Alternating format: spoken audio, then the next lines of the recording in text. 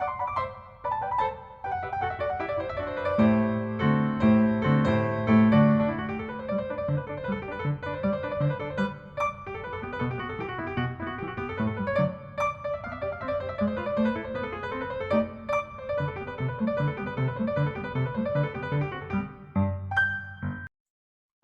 I'm Elaine Smith, the Artistic Director of the Clamour Theater Company.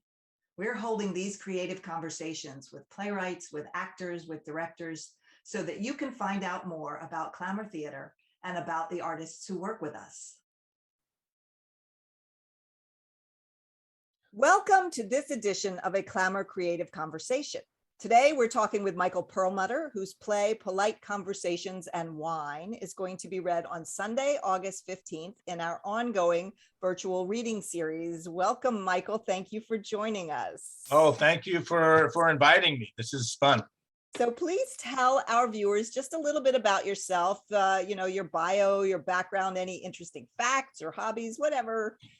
Okay, interesting. We're going to nix that because there's nothing interesting about me. I'm just nothing.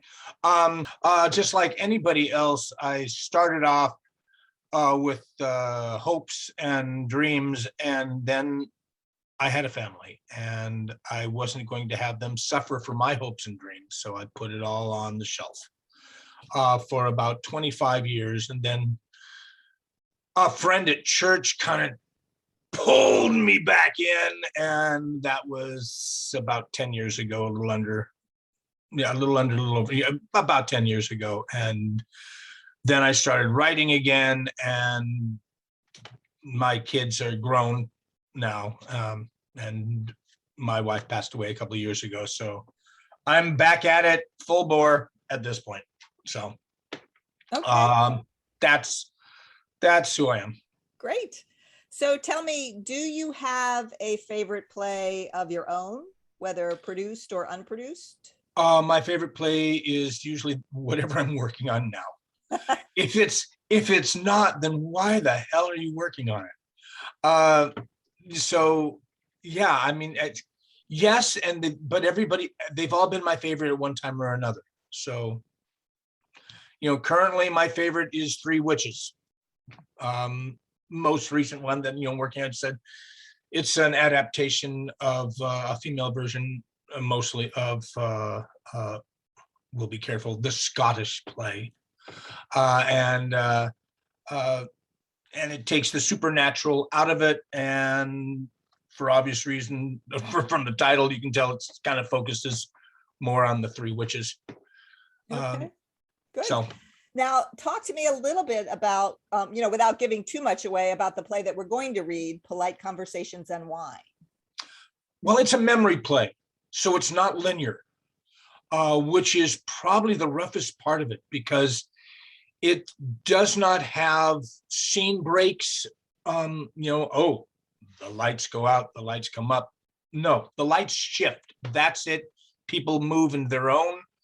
From where they are, they just move to the next, scene, which may have been earlier in the evening or later in the evening. It all takes place in one, afternoon, evening.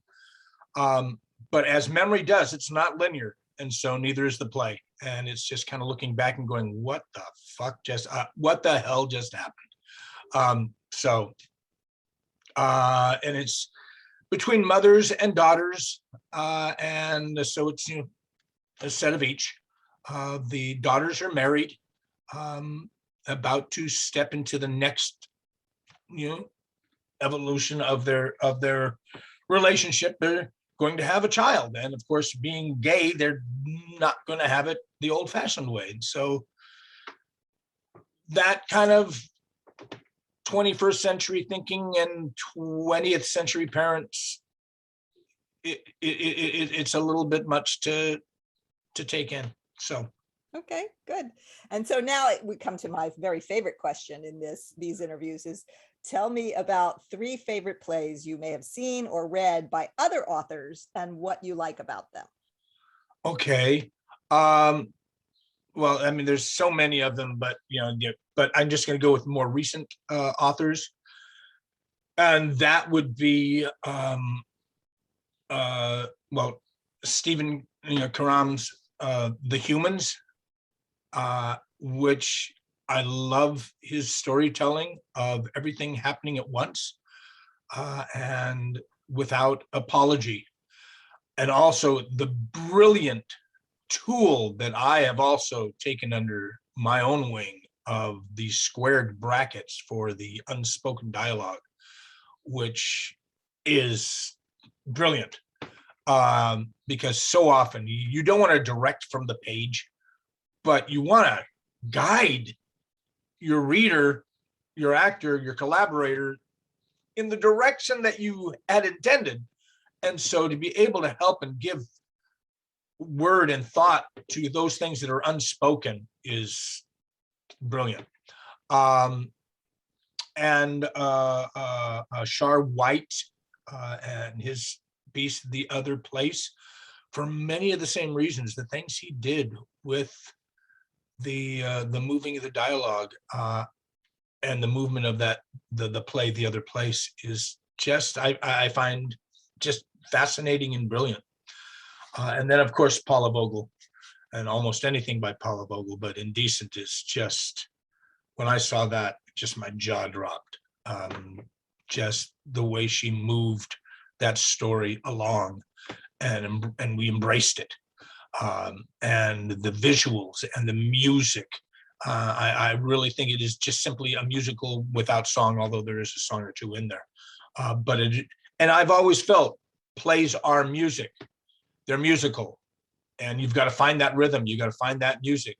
It's not like you can just sing at your own tempo. I mean, if you sing a song and you hit all the notes, but you're not singing the right rhythm, nobody wants to hear that song. So you've got to find that tune, and she does it so beautifully. Great.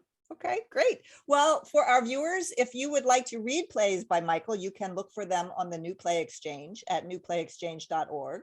Yes. If you would like to attend the free reading on Zoom of Michael's play, Polite Conversations and Wine, that will be August the 15th at 3 p.m. Eastern, and you can make a reservation on the Clamour Theater Company website, which is also the place to go for information on our other events. That would be clamourtheater.org.